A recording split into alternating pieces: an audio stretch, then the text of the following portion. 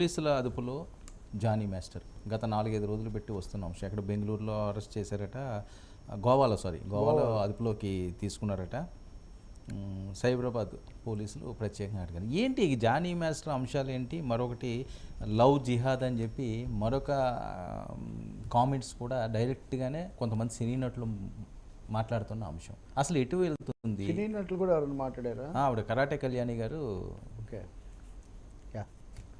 మొదటి విషయం Johnny master చేసిన దాని మీద మనం 1-2 సార్లు మాట్లాడాము. అలాగే సినిమా పరిశ్రమలో మహిళల రక్షణ కమిటీ అనేది, తర్వాత ఫిలిం ఛాంబర్ అందరూ స్పందించారు. ఆ పార్టీ కూడా ఆయన దూరం పెడతామని చెప్పింది.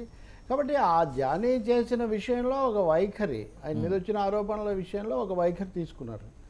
తర్వాత అవి ఆరోపణలు కాదు, చాలా తీవ్రమైనవి, అత్యాచారం, అది కూడా మైనర్గా ఉన్నప్పుడే చేశారు కాబట్టి పోస్కో కేసు కూడా పెట్టారు. సో రెండో స్టెప్ అయిపోయింది. ఇది అయిన తర్వాత ఆయన ఎక్కడ దొరకడు ఈ అన్వేషణలో గోవాలో పట్టుబడ్డారు. తప్పకుండా ఇప్పుడు అతని మీద ఇంకా చట్ట ప్రకారం ఇందులో రాజకీయ చర్చ కూడా పెద్దగా ఏముండదు. ఇంకా చట్ట ప్రకారం ఎలా చేస్తారు ఏంటి అనేది ఈ లోపల ఇంకా కొన్ని కొత్తవి బయటకు వచ్చేవి లేదా చర్చ రావడం మంచిది. మహిళల భద్రతకు సంబంధించి ఈ అంశాలు ఎంత ఎక్కువగా మాట్లాడితే అంత మంచిది. కానీ ఈ సమయంలో 2 విషయాలు. ఒకటేమో నాగబాబు పెట్టిన ట్వీట్, విన్నవన్నీ నమ్మకూడదు, ప్రతిదానికి 3 వెర్షన్స్ ఉంటాయి, ఒకటి మన వెర్షన్, ఒకటి అవతలి వాళ్ళ వెర్షన్, మూడోదేమో నిజమని. అంటే మన వెర్షన్లో కూడా నిజం ఉండకపోవచ్చు అనే ఒక మాట దీంట్లో ఆయన చెప్పగా చెప్తూ ఉన్నారు. సో రెండింటిలో కొంత నిజం ఉండొచ్చు. బట్ ఆ అమ్మాయి అయితే బాధితురాలు, భయంకరంగా బాధను అనుభవించి చెప్పారు కదా. ఇందాకైతే అసలు ఆయన అట్లా పట్టుబడ్డాడు, ఆయనకు సన్నిహితులైన వాళ్ళు ఎవరో కూడా ఈ సమాచారం ఇవ్వడం వల్ల పట్టుబడి ఉంటారనే సమాచారం కూడా ఇప్పుడు మనకు కనిపిస్తుంది. కాబట్టి ఈ పరిస్థితుల్లో ఇంకా రెండో కోణం ఏం లేదు దీనికి. చిత్ర పరిశ్రమలో మహిళల పట్ల ప్రవర్తన, కాస్టింగ్ కావచ్చు, లేకపోతే హెరాస్మెంట్స్, వీటి గురించి దేశవ్యాప్త చర్చ మొదలైంది. ముఖ్యంగా దక్షిణాదిలో కేరళ ప్రభుత్వం చొరవ తీసుకుంది. మిగతా ప్రభుత్వాలు అంత సూటిగా రావట్లేదు, వస్తే కూడా చాలా మంచిది. ఇప్పుడు పరిశ్రమ కూడా చొరవ తీసుకుంది. భారద్వాజ, తమ్మారెడ్డి, ఆ తర్వాత ఝాన్సీ, వాళ్ళందరూ కూడా, Damodara Prasad film chamber secretary అందరు మాట్లాడారు. సో అందరు క్లారిటీనే ఉంది ఇక్కడ. ఇప్పుడు అదనంగా రామాయణంలో పిడకల వేటలాగా మహిళల బాధలో మత రాజకీయాల వేటకు రాజాసింగ్ లాంటి వాళ్ళు సిద్ధమైపోతున్నారు. ఎమ్మెల్యే రాజాసింగ్, ఇప్పుడు మీరు చెప్పిన ఆమె కూడా బీజేపీయే కావడానికి, ఆమె నటీమణి కానీ ఆమె కూడా బీజేపీయే. చాలా సందర్భాల్లో ఆమె చేసినటువంటి వ్యాఖ్యలు వివాదగ్రస్తంగా మారే, అదంతా నిజం. లవ్ జిహాద్ ఏంటంటే ఎవడో ఎక్కడో, అంటే ఇప్పుడు ఎంతోమంది ఆ గతంలో అయితే చేసిన వాళ్ళందరూ జానీ అనే పేరున్న వాళ్ళేనా?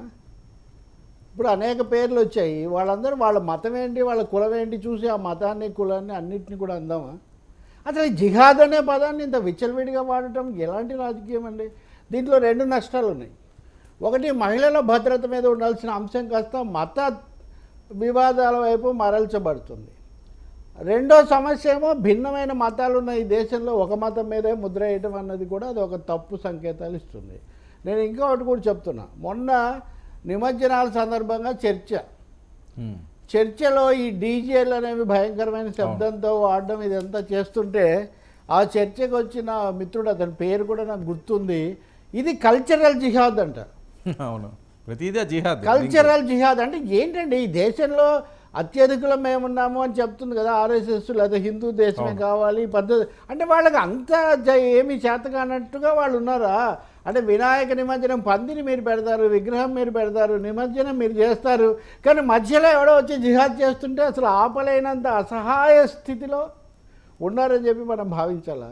అంటే రాజకీయాల కోసం ఏది పడితే అది మాట్లాడటం, మహిళల కోసం, భద్రత కోసం, లేకపోతే దీనికోసం నిలబడే బదులు ఎక్కడికడికో తీసుకుపోవడం, అది భారతీయ సంస్కృతి కాదు. మీరు పెట్టండి, ఎవరు కాదన్నారు? ఇన్ని చేసి ఇప్పుడు అంత పెద్ద విగ్రహాలు నిర్మించగలిగిన వాళ్ళు, ఆకాశమంత విగ్రహాలు పెట్టగలిగిన వాళ్ళు ఆ మాత్రం భద్రతకు సంబంధించిన ఏర్పాట్లు చేయలేదు. అసలు సాధ్యం అండి?